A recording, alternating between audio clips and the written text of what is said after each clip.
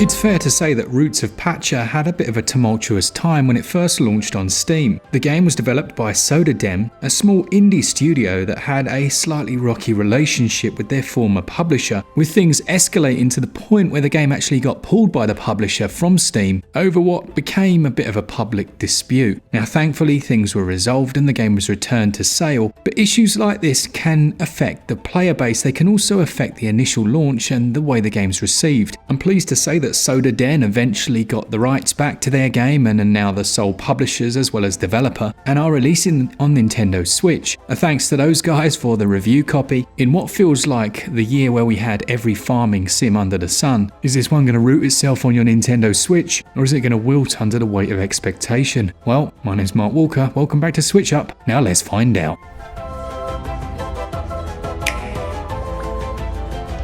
On the surface of it, it's yet another farming simulator, but this time with a prehistoric spin. The Pacha are a tribe of people of whom you're a part, and once you've created your own character, you're introduced to the other inhabitants and a ceremony which essentially bestows upon you a specific gift. This enables a special bonus. For me, it was the ability to grow plants slightly quicker, but your gift will depend on what you return, with a blessing bestowed upon you accordingly. These first few moments really encapsulate what makes Roots of Pacha so good. There's a sense of community that goes way beyond what I'd usually experience within a farm simulator. The amount of random your grandpa's left you a farm games that I've played over the years that try to loosely give some sense of community but end up making you feel like you're just repeating the same old grind each day, well, I've completely lost count. Roots of Pacha knits together the tribe in a number of ways. It all begins with the way you're introduced to them. As you first talk to them, it shows you their lineage, who their relatives are, and it interlinks each and every one, including your own place in this community and those who are nearest and dearest to yourself. The farming aspects will be very familiar. The world allows you to gather seeds from various plants that you'll find,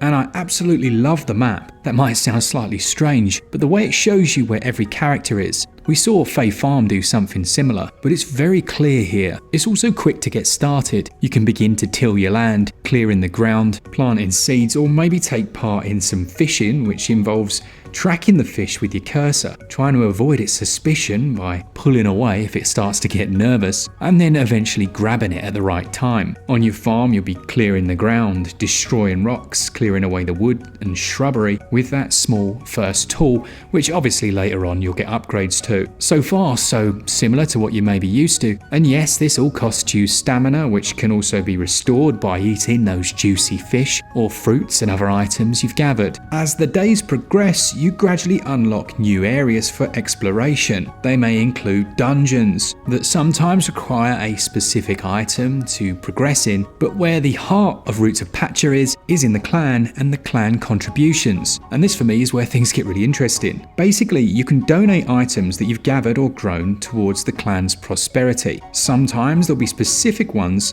and they'll be linked to direct progression, but at others you can just contribute and gradually build up a pool of points, which then afford you different item upgrades, like a bigger belt, and you'll be purchasing those from a specific character. The clan contributions are a nice way of centering the experience. It's not just arbitrary goals, as we'll see with the ideas mechanic. Now you can also craft items and place different things using a grid-based system. This works well and it controls nicely. And on the subject of controls, it's very easy to use the L and R buttons to shift between the available items in your hand, or use your seed pouch to quickly and easily choose what you want. So the ideas system then, essentially these are organic ideas that come from different villagers. It's all tracked within a journal so that you can see, almost like active quests, what are currently being required by the other villagers, and it's up to you to try and help them realize their idea, like giving a load of stones to one character who heard water underground and realized there must be a way to essentially create a well. And then usually once they've realized the idea, they give you that item, so you might get a well straight away, a smoker, a new building that can be placed instantly. It feels rewarding and doesn't do that thing where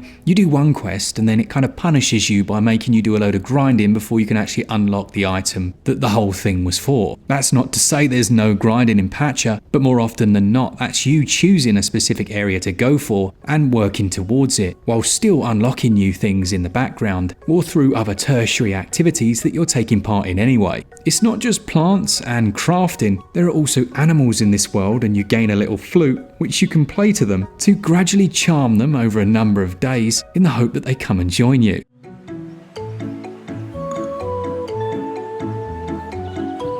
This is also how you eventually go on to get mounts. The map will also increase as you carry out the community activities and contributions. Now, I did find the lack of a mini-map was a bit of a pain, because you have to switch between the large map, look at the person that you're currently trying to make your way towards for one of the quest lines. But the thing is, and it's kind of a positive and a negative, they also have their own routines, so they're moving all over the place. And very often you'll get to the location you thought they were at and they're not there anymore. Even without a mini-map, perhaps some on-screen indicator to their general direction would have avoided a little bit of frustration. The gameplay loop is further kept relevant and also important to the core story as well as the tribe through what are known as prophecies. They surround and cover every aspect of the game, from the farming to the animals and even the exploration. These are essentially tribe goals, and they give you some sense of the overall progression as well as the direction the game can go in. Yes, there's a calendar here. Yes, it includes birthdays.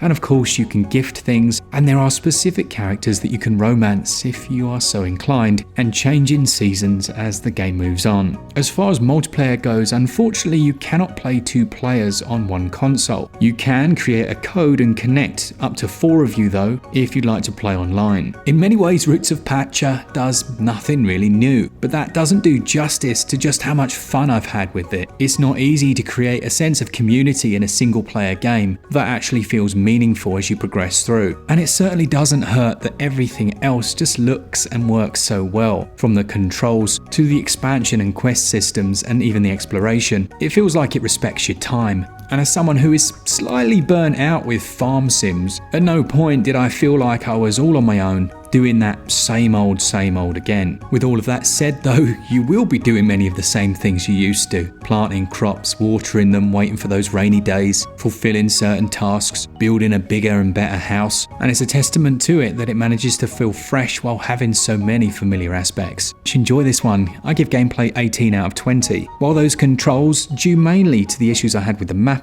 they score 17 out of 20.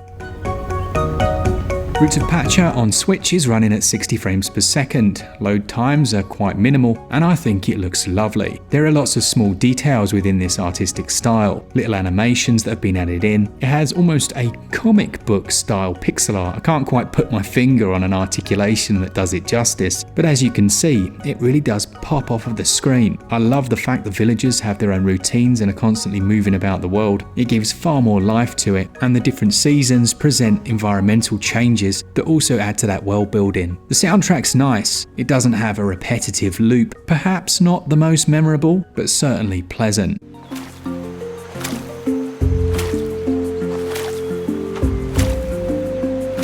Stability has also been fine, I haven't experienced any crashes. Visuals and performance score 18 out of 20. Sound and audio, that scores 16 out of 20. Roots of Pacha is going to set you back about 21 quid or your regional equivalent, and while the base game offers an incredible amount of content, I think those that are able to play co-op online are going to really see the full breadth of it. It was certainly developed with that multiplayer support in mind. You'll be able to live together with your mates, you can share different talents and resources, and obviously riding around on your mount, with specific milestones reserved for that multiplayer mode. There's a lot of content here, and for 21 quid I do think it's worth it, and clearly a lot of time's been put into this release. I give value 18 out of 20.